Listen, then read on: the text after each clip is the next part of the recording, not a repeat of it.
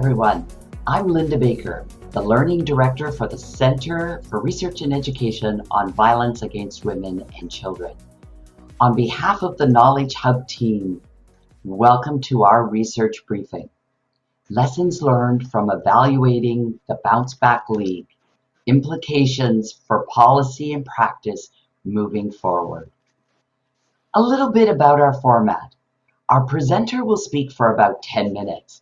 Please enter comments or questions for the presenter into slido.com and use the code 7423 shown on the slides. During the last 10 minutes of our research briefing, I will present some of your questions to our presenter.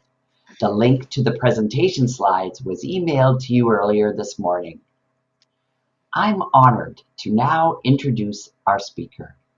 Dr. Tanya Forneris is an Associate Professor of Teaching and Associate Director of the School of Health and Exercise Sciences at the University of British Columbia, Okanagan.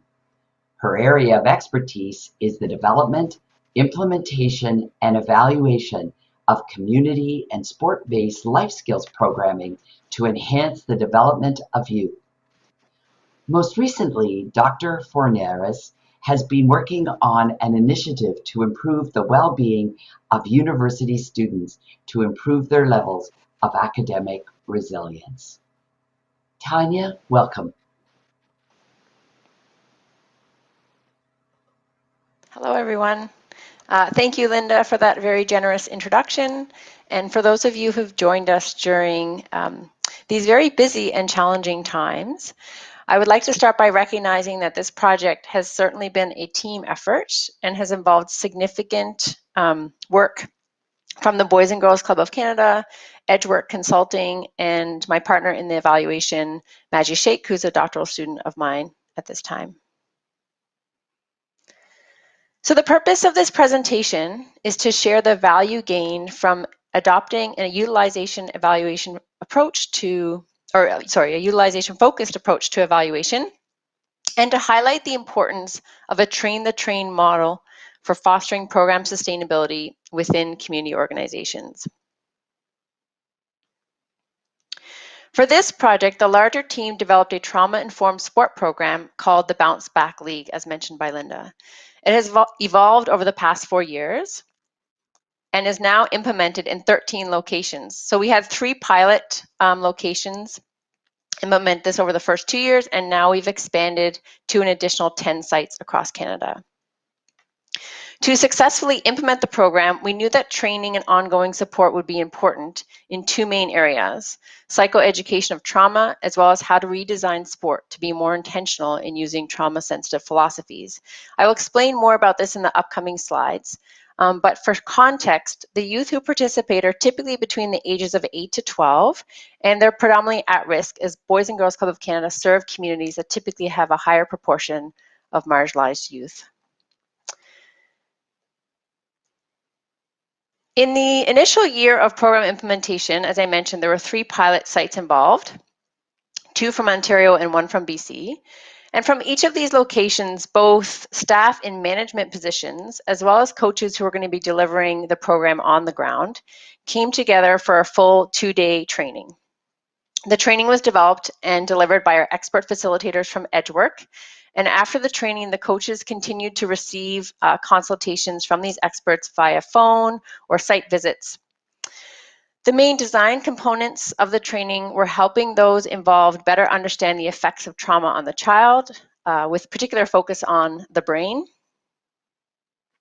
We also talked a lot about evidence-informed strategies related to building resilience in youth, and then how to think about designing sport in a trauma-sensitive way. So typically, each site of the program has 3 seasons of play. And within each season, there's 8 to 10 weeks of programming. And these typically happen 1 season in the fall, 1 season in the winter, and 1 season in the spring or summer. And each of these seasons focus on a different sport to just provide that opportunity for youth to be exposed to different activities. There are several unique components to the BBL that make it trauma sensitive, but I'll just go over a few here. So for example, our activities focus on helping youth become more aware of their own body. So physiologically, they practice a lot of deep breathing when they kind of first start the program for that particular day or session. They also kind of start to measure their heart rate, so we get them to kind of become aware of their heart rate and how that kind of can fluctuate throughout the programming or throughout the day and what that can mean. We allow them unlimited timeouts, and this allows the youth to take breaks for any reason at any time. And this helps youth really exercise their autonomy or have that sense of control in their lives while they're in the program. The zone is a physical space that's kind of a designated, for example, a little area on the side of the field or in the gym. And this is where they can take these unlimited timeouts, and they can just take a break, or they can seek support from a coach in the zone, and then enter back into the program whenever they feel comfortable doing so. We also encourage the programs to design smaller playing spaces. So they might break up the gym or the field in a variety of ways to allow for more skill building, because part of the program is really about helping the youth develop competence in developing a skill. So for example, getting more touches on a ball, more passes between players, and just so easier to practice skills and not have kids or youth just sitting around or standing around in lines.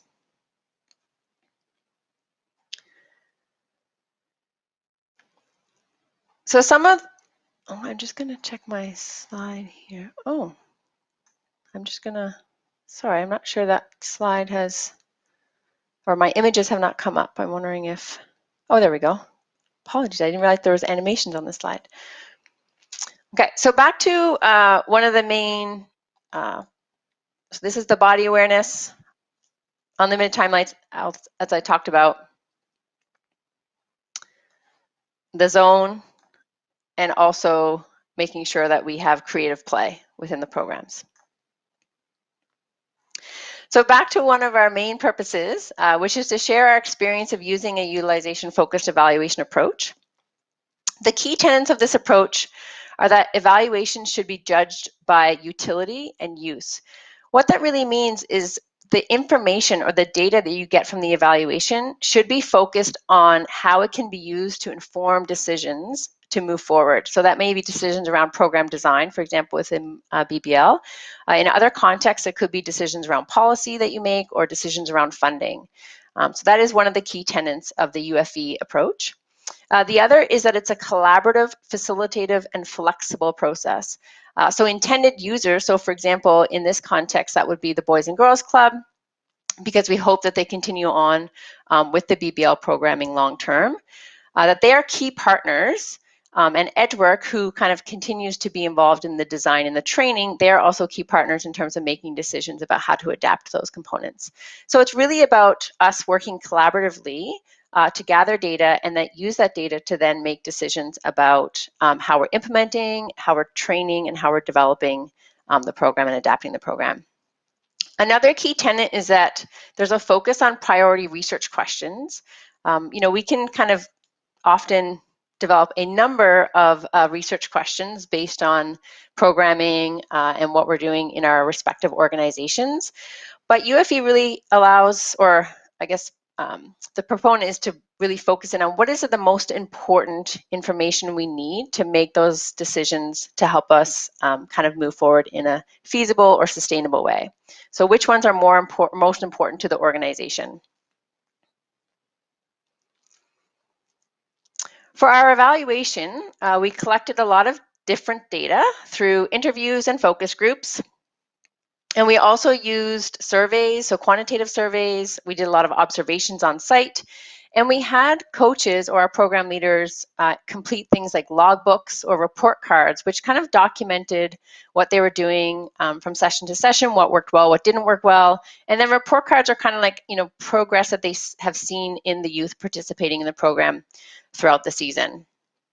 Then we kind of analyze this qualitative and quantitative data. And another key aspect of the utilization-focused evaluation is that this collaborative process does not compromise on evaluation principles or methods, meaning when we choose a survey or a quantitative measure, we are using one that's reliable and valid, and we are using best practices for qualitative evaluation and methods.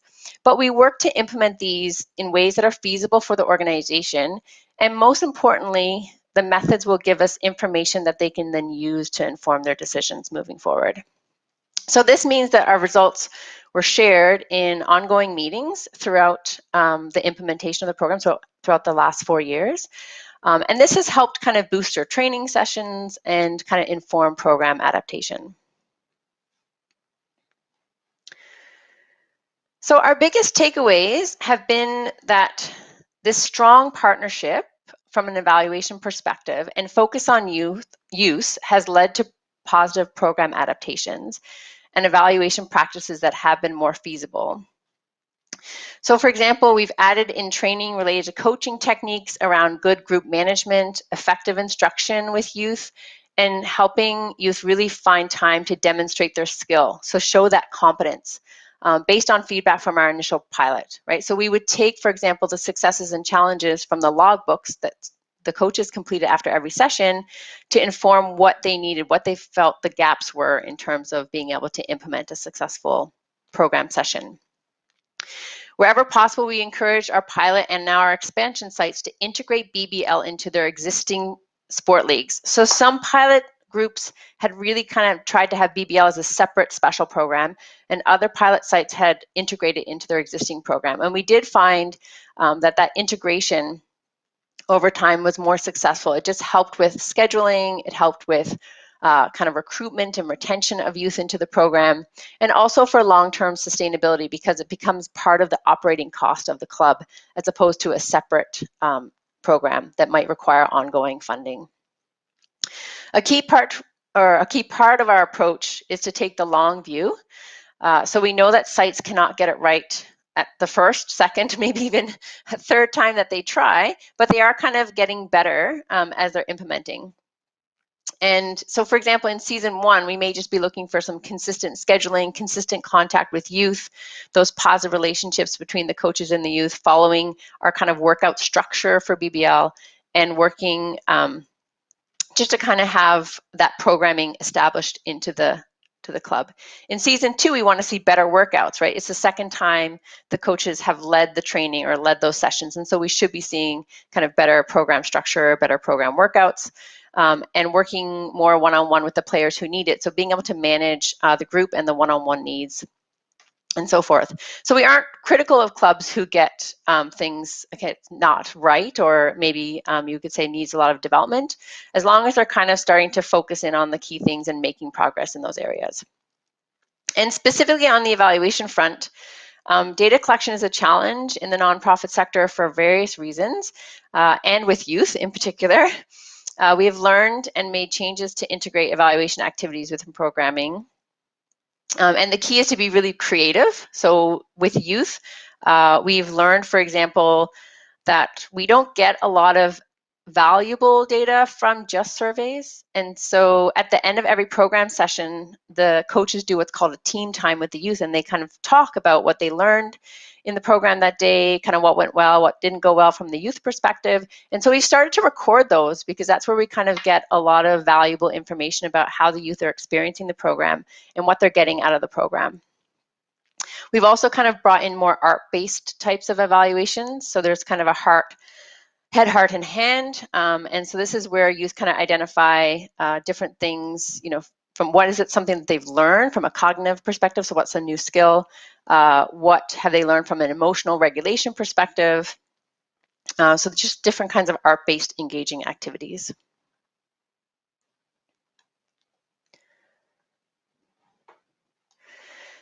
So I also want to highlight the trainer model, as that was the second purpose of this presentation that we have adopted, as I do believe this is one answer to enhancing sustainability of programming in organizations. There are many systemic barriers in the nonprofit sector, from my experience, that make sustainability really hard. So for example, short-term grants, underfunding in general, and so this leads to a lot of high staff turnover, lack of sustained operating funds to maintain the same program. So for example, a lot of requirement of grants from external agencies is for new programming, and that you can't continue to support existing programming, which makes that sustainability piece quite hard. Okay. And external partners that might come in for the development of a new program can no longer be involved if that kind of grant funding happens, right, where you have to have something new and you can't support existing. So in our Train the Trainer model, we are focused on building kind of the capacities of peer facilitators to train the community and staff. So these are staff in various Boys and Girls Club of Canada locations with permanent full-time staff positions. So those were from our 3 pilot locations, as well as staff within the national office that are involved in supporting programming across the country. Yeah. And this decreases kind of the need, again, long-term for external partners to be involved. Yeah. So our experts train our peer facilitators, then our peer facilitators train community staff in their respective locations, and then the community staff continue to deliver programming. So this is kind of what it looks like. The peer facilitators are in practice, I should say more practical pieces. The peer facilitators are given training materials. So about 6 weeks in advance, and we're tasked with learning the entire 2-day curriculum and how to train others in it. Then these peer facilitators attend a 2-day intensive training where they practice training each other. And of course, they're supported by our expert facilitators from Edgework. And they're given feedback throughout the whole 2 days. Then they go back into their communities or to their respective sites, and they train staff within those sites. And they get kind of the feedback from the experts in that process. Okay. And those experts then come out to do site visits or observe them doing the actual training to their new community kind of staff. And so that's kind of the practicalities of the Train the Trainer process.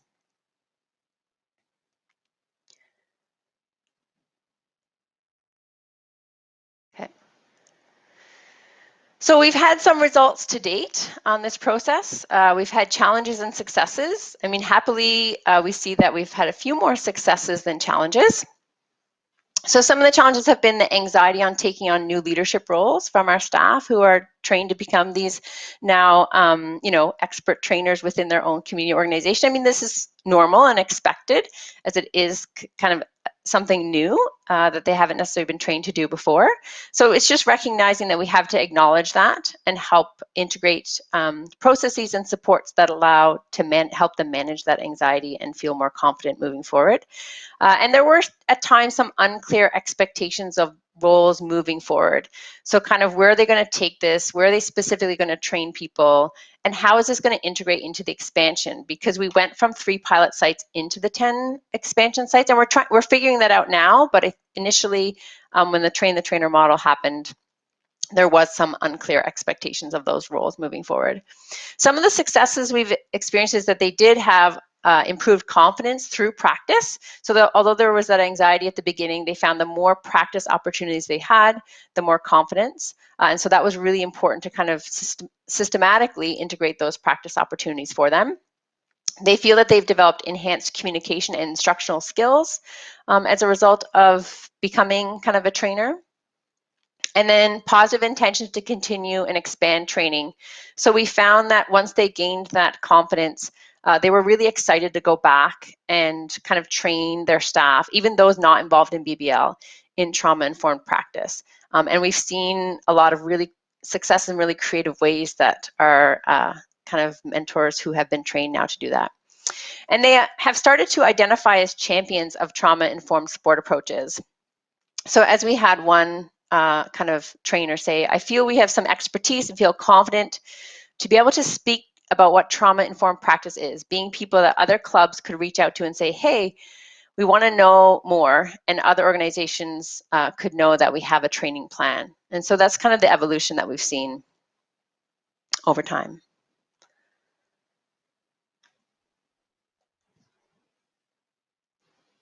Oh. So that's all I have in terms of my presentation. I am open to many questions that you have, or any questions that you have at this time. Thank you, Tanya. I just want to thank you for sharing about the program. And there are some questions I want to start with, and I'm not sure how much time we'll have for all of them, but I wanted to ask you, you've talked a lot about what the coaches said, and I know that was a focus of the evaluation. But from the perspective of one of those little 10-year-olds or 11-year-olds, how do you think they would describe the difference in this trauma-informed program? From their perspective, how does it differ from any other program they've been in? What might they experience on their end? Yeah, good question. So I've spent actually quite a bit of time in one of the sites. And what I've seen is that the kids notice the difference between, I would say, what you call that traditional sport program and the bringing in those trauma-informed principles, just around kind of more teamwork, right? That there is kind of this team aspect, that there's the ability, or I guess a focus on really working together and accepting each other for who they are. So recognizing that kids come in with a variety of different skill levels. So this is not a competitive in terms of there's a selection and there's a tryout, those pieces. And so the kids have talked a lot about how they really value just being able to practice skills, be able to be part of a team, and feel like they're connected to the kids. And so it's just that sense of community that I've seen a lot of, or heard a lot of kids talking to. And I remember observing one program, and a parent had come early to pick up their kid, and the kid went, no, I can't leave now. Like, this is my team and I have to stay committed. So these are the things that I think we're seeing from the BBL. So it's that connection, which we know is so important in terms of resilience. Yeah. Yeah, and we've definitely also had experiences where kids, who typically have a lot of outbursts, are starting to learn to mm, regulate their emotions a little bit more. And so they're not having as many of those. And I think that's a really key part of the program. And time for one more question. You talked about the utilization focused evaluation, and that was very interesting. And the question is, were youth involved? So there's feedback to coaches. This is what we learned, and we might want to change this, or a discussion about what needs to be changed. Were the youth brought into that process at all? So we have had youth involvement. Some of the clubs have really kind of brought on this idea of having an evaluation party or event. And so the last kind of activity for the season is where they have more free play and we have a little pizza party for them, and we do some evaluation activities. And through that, we've gotten a lot of feedback on, kind of what they've liked about some of the evaluation activities and not liked about some of the evaluation activities. So that's been really valuable for informing those decisions. They're not at the formal trainings and those aspects, but when we're on the ground, we're constantly asking the youth about their experiences with those pieces. It's interesting, the emphasis on the non-competitive and more the community and the team in terms of the youth's experience and the coach's experience, I'm sure, as well. I'm just wondering, are there things about this program that you've learned that would transfer to settings where it is more competitive? There are tryouts and it is a competitive context. Yeah, so it is a community oriented, but we do have competitive aspects. So I didn't go into the structure of the program, but essentially, there's time dedicated within every session to practice a skill, and then they play a game. So there's that competitive, stress, a little bit of stress around, the is my team going to win? Am I going to perform properly? But in this supportive community context. And I think competitive sport programs can learn from things like the unlimited timeouts or having a zone, and recognizing that different kids have different needs in terms of sometimes they just need to take themselves out of that stressful. They can feel their heart rate increasing and they know that that might be a trigger for them. And so they just kind of need to step back for a moment and be able to come back in. So I think the competitive piece is really important for understanding the stress regulation, but it has to be done in a very supportive, community-focused way that allows youth to meet their needs better. Thank you, Tanya. We really appreciate you taking time out of your busy schedule to be with us and share what you've learned today. And It's a brief research briefing. That's the whole point of it. And we hope that you've enjoyed it and that you will go and fill out the evaluation. And we look forward to hearing from you.